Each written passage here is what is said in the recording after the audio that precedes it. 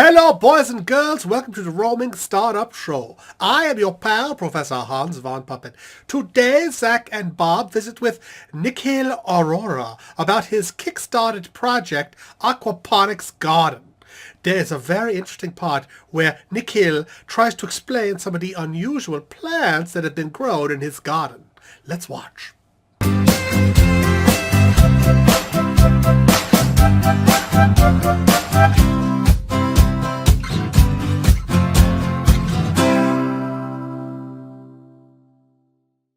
Thanks, Professor, and welcome to another episode of the Roaming Startup Show. Today with us we have Nikhil Arora, and the project that we have on Kickstarter is the Home Aquaponics Garden. Welcome, Nikhil. Thanks for joining us. Hey, thanks for having us on, guys. Absolutely, and as always, I have Bob here. Welcome, Bob. Zach, how are you? It's good to be back again for another show. Looking forward to talking to Nikhil about his project. This looks really cool on Kickstarter, so let's get into it. Absolutely. So, Nikhil, go ahead and tell us about your project. Absolutely. So it's a home aquaponics kit, and we're actually about 24 days in, 6 days left. And aquaponics is this really cool, actually a really ancient technology where people would use fish and food to kind of combine them. So the fish waste actually becomes a really great organic fertilizer that can get pumped up to feed plants above, and the plants in turn clean that water out for the fish. So it's like a really cool symbiotic relationship where the fish feed the plants, plants clean the water, and it's been done on these really big scales right now, like maybe 10 foot by 10 foot tanks, and we fell in love with that concept. We're like, how can we shrink that down and bring design to it, so it's something for homes and classrooms. So the first ever home aquaponics kit. What made you decide to shrink it down? I think it's actually a lot of the passion we got from our first product, which was it's a home mushroom kit. And that's how we got started. We started up as an urban mushroom farm here in Oakland, growing gourmet mushrooms and these mushroom kits on recycled coffee grounds. And kind of started with a big, bulky mushroom farm and realized we could create these experiences for people at home, and just fell in love with this concept of helping people grow their own food at home. So we're like, aquaponics is another really cool urban farming idea, but how can the average person do it? So started working on it. Nikhil, let me ask you a question. Is the kit itself, is it a self-contained unit? I mean, or are you going to have to water it or feed the fish or what? So basically, you just have to feed your fish every a couple times a week, depending on what kind of fish you get. But the tank and the grow bed are all combined, so it's kind of one unit. And our goal is to make it as easy as possible and efficient to use. And the cool thing is, so you have a fish tank on the bottom, and you can put betta fish or different types of fish down there, and all that water gets pumped up through an air pump up to the growing bed up top. And right now, the example on a Kickstarter page, I see basil growing. So you can go basil, baby greens, spinach, things like that. And it's one of the best organic fertilizers. It's crazy. And there's no soil at all because there's so many nutrients just in the water. It's just growing on rocks up there. So that water feeds the plants, and the plants are constantly cleaning the water out. So one of the most annoying things, I guess, fish tanks normally they clean your water out every week. And in this case, the plants are doing it for you, so you don't have to clean it either. You seem really passionate about this. So tell us a little bit about yourself and how you got caught in all of this.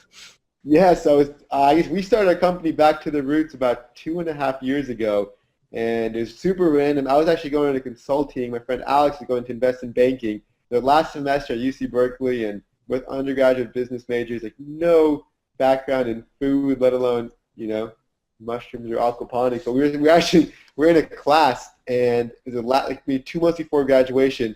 And we heard our professor about this fact up in class that you could possibly grow gourmet mushrooms on recycled coffee grounds. And it's like a 150-person class, and for some reason, Alex, the co-founder, and I, we didn't even know each other at the time, but we both heard that one sentence he brought up and got inspired by it, reached out to him for more information. He's like, I have no idea. This other kid asked me about it too. You guys should link up. And we just met up and started experimenting from there.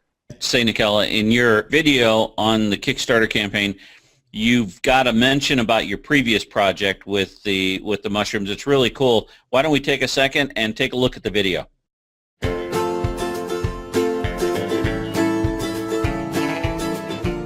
Hey Kickstarter, my name is Alex. This is my boy Nick.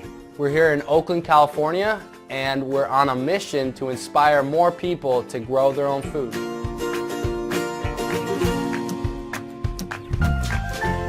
it actually all started out for us just a couple years ago during our last semester at UC Berkeley. We were both seniors heading into the corporate world with job offers. I was going to consulting, Alex is going to investment banking. And a few months before graduation, we fell in love with this totally random fact that you could potentially grow gourmet mushrooms on coffee waste. Nobody had ever tried it. We were the only two crazy kids in the class that went up to the professor and got more info. Tried out a few test buckets, literally out of my fraternity. Ended up getting $5,000 from our chancellor, and at that point we said, what the heck, let's give up banking, let's give up consulting, full-time mushroom farming it is.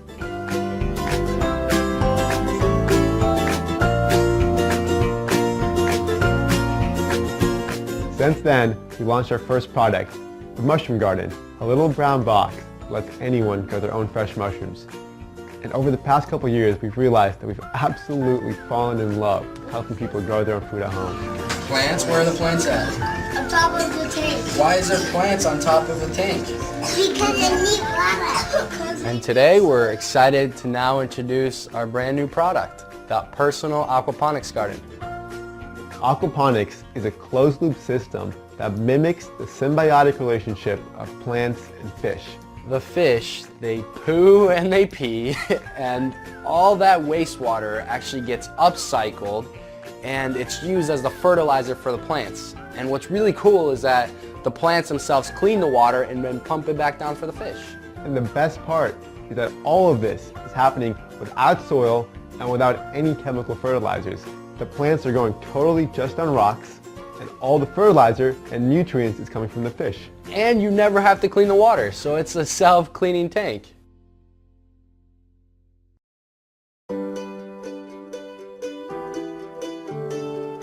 We spent the past 8 months working with the top designers and aquaponics experts to make this a reality and bring it into homes and classrooms. Aquaponics is amazing. It uses 90% less water than any other farming system. And it's been used by hobbyists and commercial farmers, but the prospect of bringing it into the home was really exciting. The challenge was to take all the thinking and learning of commercial aquaponics and condense that down with the goal of making something which was more accessible and inspirational and educational. So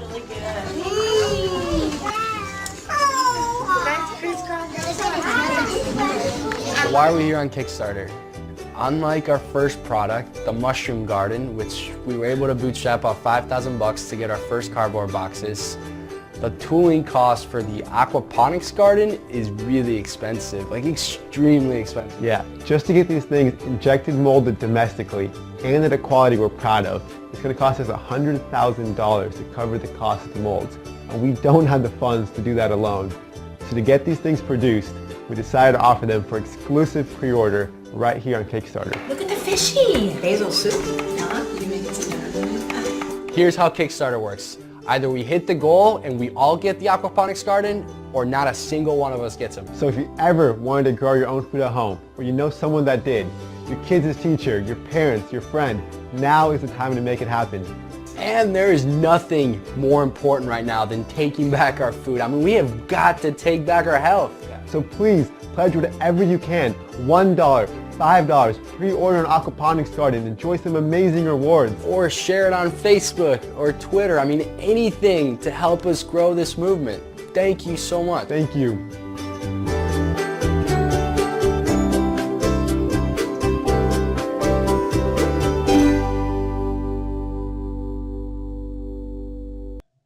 Well, that was really cool. What is the craziest thing you've heard people growing in this kit?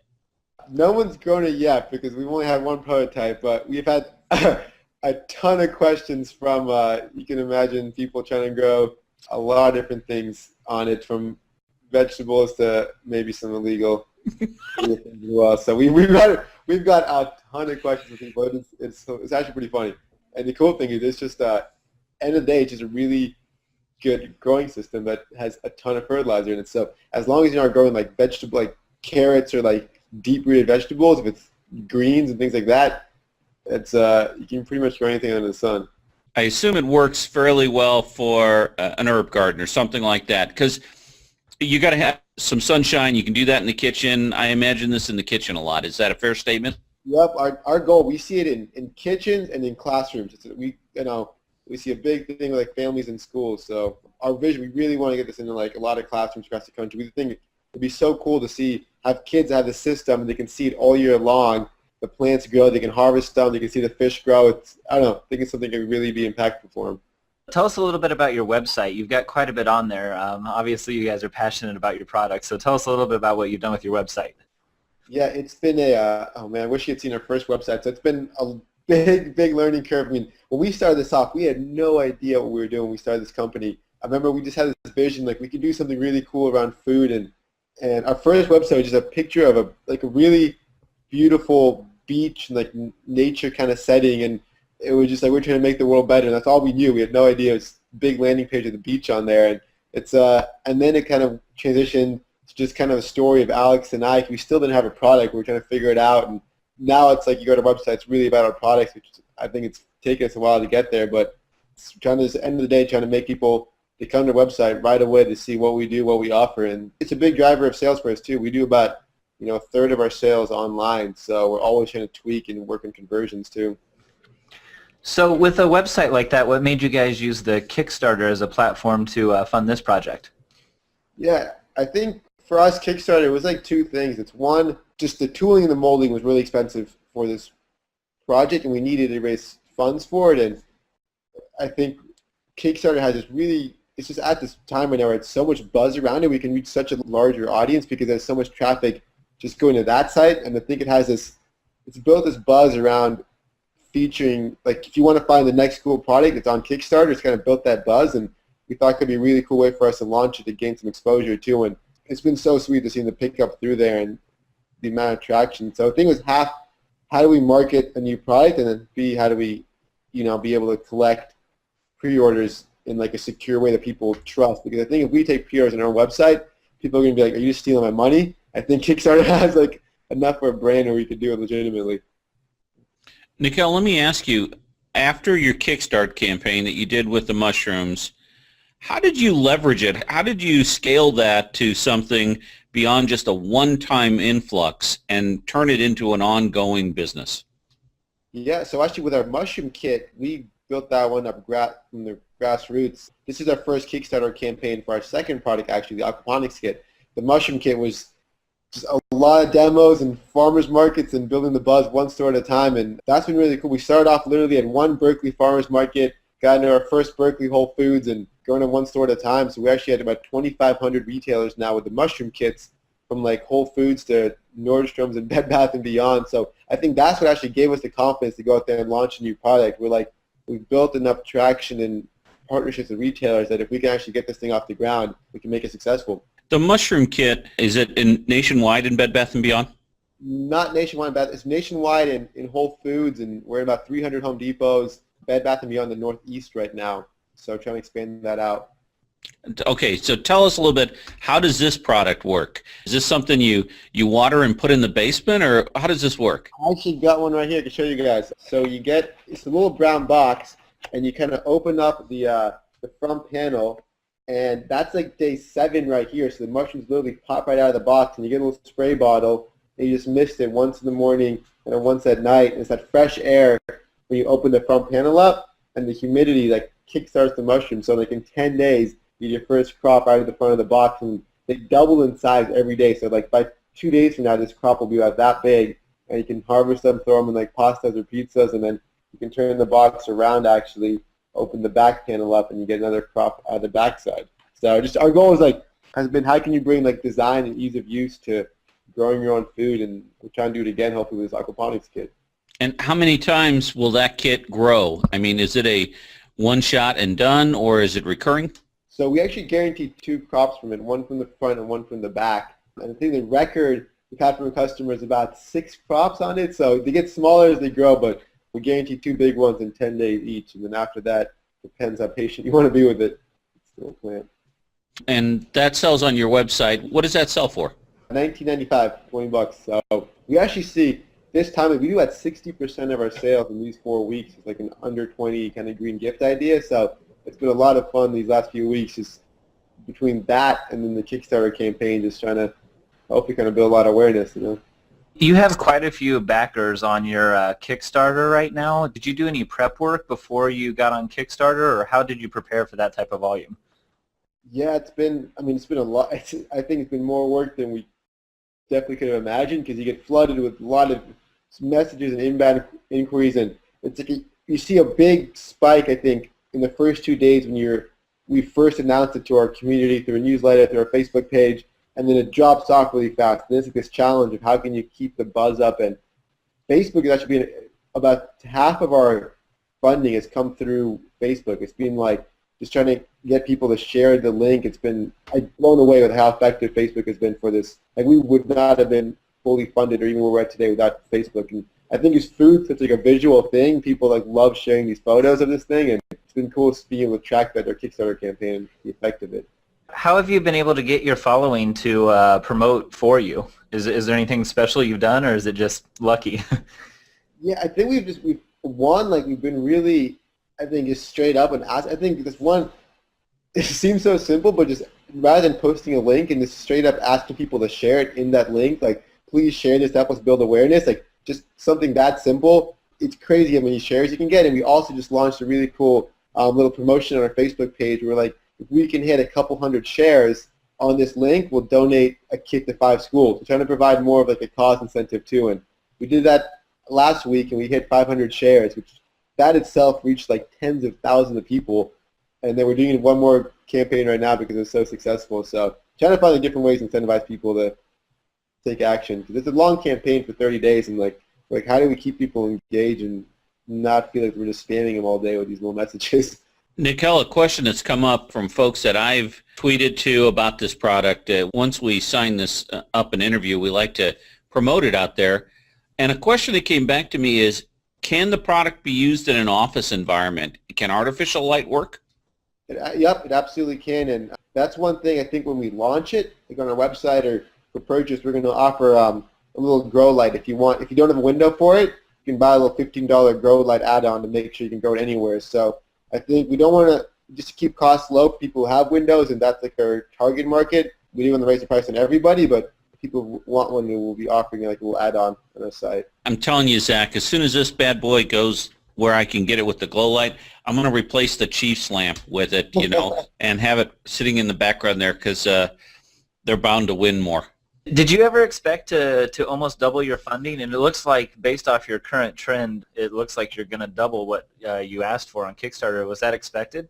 Yeah, I mean, we hope to see if we can take this bigger than 100, but it's there's a point in this campaign where like things slow down and you're just looking at it, you're like, how do we build the momentum up? And I think the first day we're super excited. Like, we hit $20,000 I think in our first day, huge like adrenaline rush, and then it's just things slow down so fast, and then we're like, all right, how do we keep this up? So it's kind of like a swing of emotions, I think, to the whole thing. And you become like addicted to your phone too, like hitting refresh every other second. It's not healthy.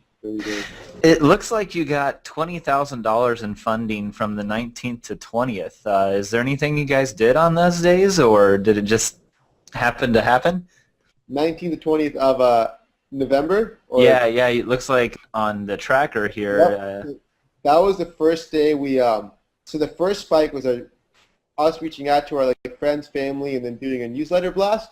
And then on that, the 19th and 20th, when we realized like the power of Facebook. So we actually did and this is actually something I never knew before, but you can do a promoted post on Facebook where you can pay like $100 and reach your entire audience, because normally only like 10% of people see your post because of the whole newsfeed algorithms. If you pay $100, it forces your post in every single one of your fans' news feeds. So we did that day, and I think for the first time reached our entire Facebook audience, and so this massive lift. So that was a little Facebook tip I wish I'd known earlier. Let me ask you, Nick, how did you get into the eco-bio business? I mean, looking at your background, that doesn't seem like a natural fit. So tell me a little bit about how you got into this business.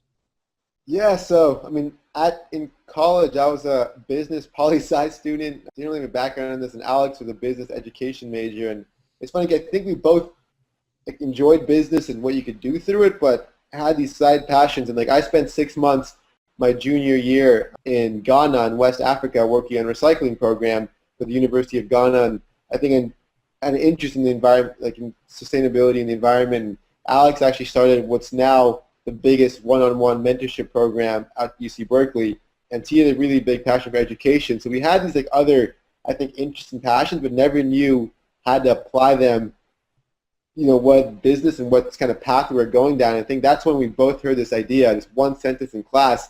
I think in both of our minds separately, like it clicked, like, whoa, that's kind of cool. We might be able to do something and combine our passions with that one idea, and kind of start going down this path. So how did you guys refine your website? You said you started with basically one picture and worked your way to get better. How did you make the website look as good as it does now?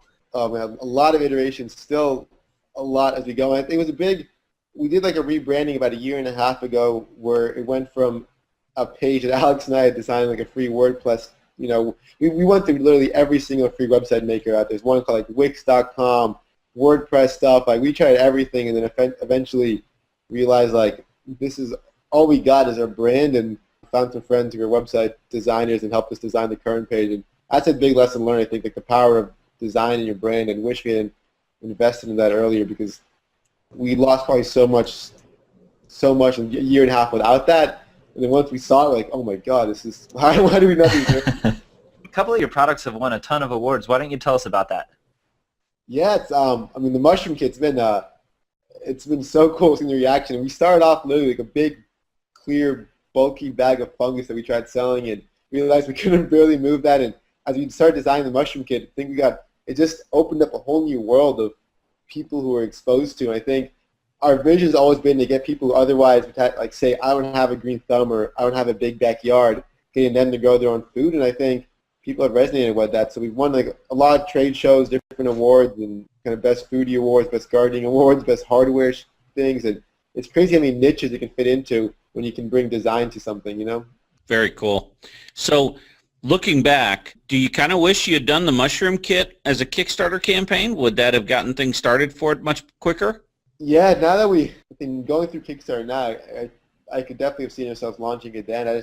I don't think we had I don't know if it was the confidence then in our product. I think with the Aquaponics kit, we had the knowledge now and like the ability to invest in design and create this project that we were confident looked good and people would respond to.